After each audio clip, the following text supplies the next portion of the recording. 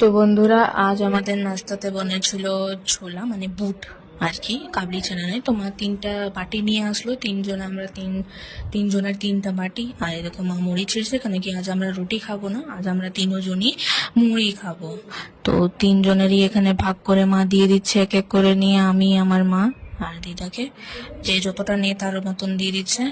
আর আমরা এই মুড়ি, মিক্সচার আর খাবো, বুট। তো আজ নাস্তায় ওটাই বনেছে।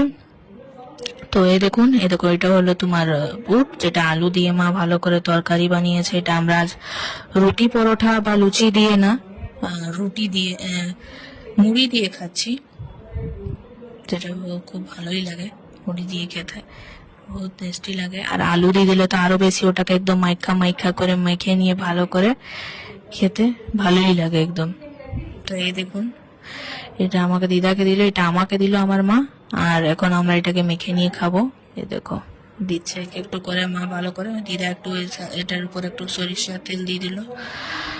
সরষা তেল দিলে একটু ভালোই লাগে। তারপর মা দেখো আজ মৌসুমটা কত ভালো ছিল, ওটাই দেখাচ্ছি তোমাকে। বাদল বাদল করে রেখেছিল মৌসুমটা। আর তার সাথে মা একটু শসা কেটে দিল, কারণ এখন জানোই তোমরা গরম দিন চলছে, এখন শসা কত আসছে বাজারে ভালো ভালো। তো মুড়ি খাচ্ছি, আর শসা পেঁয়াজ না হোক তো এমনি চলবে, তো তাই আমরা একটু শসা মা কেটে দিল।